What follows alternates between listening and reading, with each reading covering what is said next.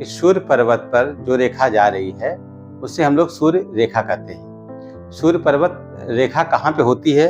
सूर्य पर्वत रेखा जैसे देखिए, ये तर्जनी, मध्यमा, अनामिका और कनिष्का, ये जो पर्वत है, ये जो भाग है, ये सूर्य पर्वत का है। ये जो भाग है ये सूर्य पर्वत पे है, सूर्य पर्वत है ये।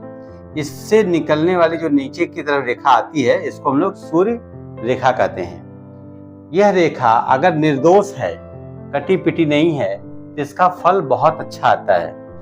ऐसे लोगों के जीवन में सुख वैभव, धन वैभव सब आता है। लेकिन ये किस ईयर के बाद आता है, कितने साल के बाद आता है? अगर ये हृदय रेखा है, हृदय रेखा से अगर ये ऊपर जा रहा है तो 50 साल के बाद जीवन में सुख मिलता है। धन का आगमन 50 साल के बाद होता है और ऐसे लोगों का बुढ़ापा बहुत अच्छा होता है। जिसके हथेली में सूर्य पर्वत पर हृदय रेखा से एक सीधी लाइन जा रही है और वो लाइन यहाँ आकर के रुक जा रही है, तो 50 साल के बाद उसके जीवन में सुख वैभव और बुढ़ापा का आनंद वो लेता है। बुढ़ापे में उसको सभी सुख वैभव, धन वैभव सब मिलता है। ये मान्यता है, ऐसा जाना है। आर्थिक रूप से बहुत मजबूत हो जाता है और कलात्मक क्षेत्र में इनकी रुचि बहुत ज्यादा है।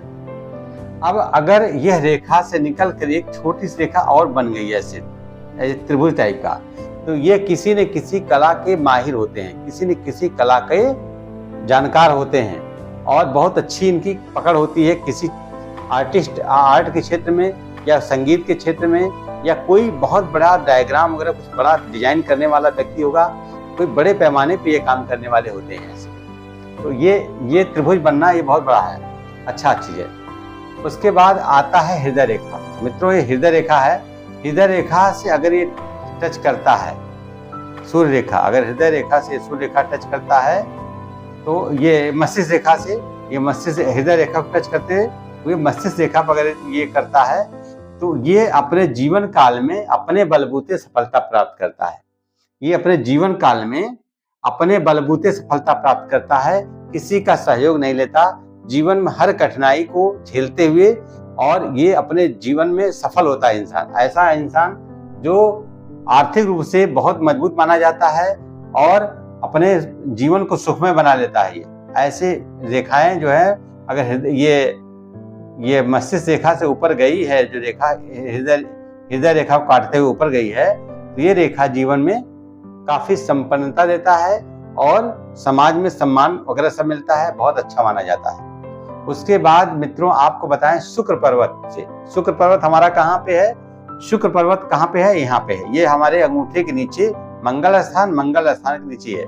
अगर ये शुक्र पर्वत है, शुक्र पर्वत से कोई रेखा निकल करके ऐसे आ जाए यहाँ पे, ऐसे, इसका क्या फायदा मिलता है? शुक्र पर्वत से कोई रेखा निकल के ऊपर सूर्य पर्वत पे जाती है तो ये समझ लीजिए स्त्रियों के संपर्क में धन लाभ का योग बनता है।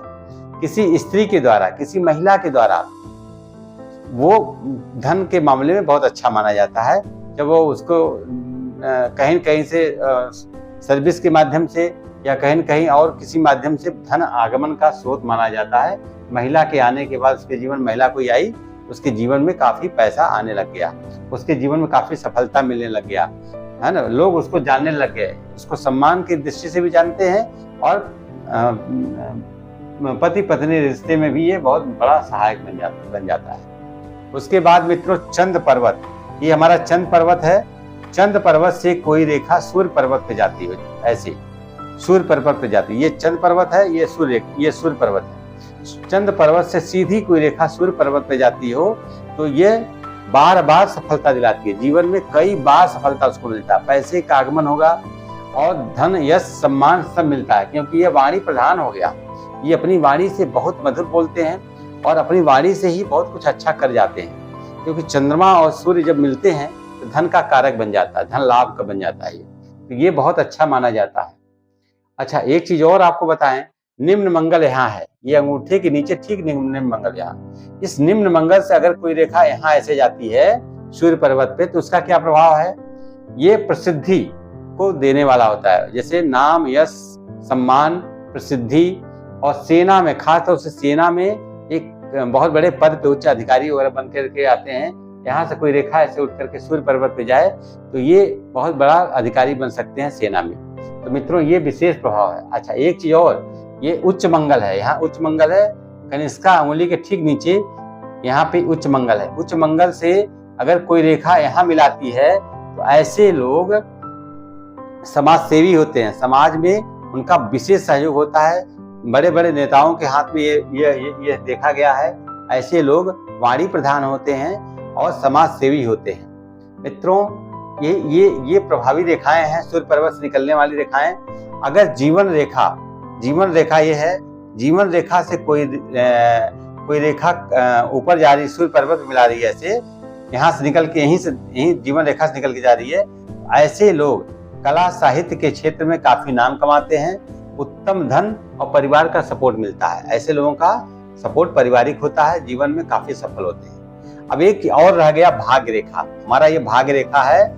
भाग्य रेखा से कोई रेखा सूर्य पर्वत को मिलाए तो यह सबसे बढ़िया माना जाता है। कहते हैं ना कि भाग्य रेखा से अगर सूर्य पर्वत पे कोई रेखा जाती है तो यह काफी सौंदर्य प्रेमी होगा, जीवन में सफलताओं को दिलाने वाला होगा और यश मान सम्मान धन वैभव सब इसके साथ जुड़ा होता है। अगर इस रेखा से यहाँ मिल जाए, भाग्य रेखा से, इसके जीवन में अच्छे कार्य होंगे और बड़े बड़े कांटेक्ट इनसे मिलते हैं, बड़े बड़े लोग इनसे मिलते हैं, इनका सम्मान समाज में बहुत होता है। ये बहुत प्रभावी होता है। ये है सूर्य पर्वत से निकलने वाली रेखाएं।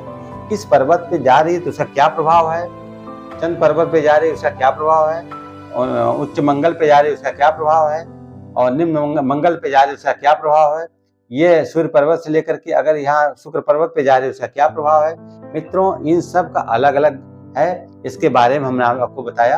आप इसको एक बार स्टडी जरूर करिएगा, बहुत अच्छा है ये। धन्यवाद।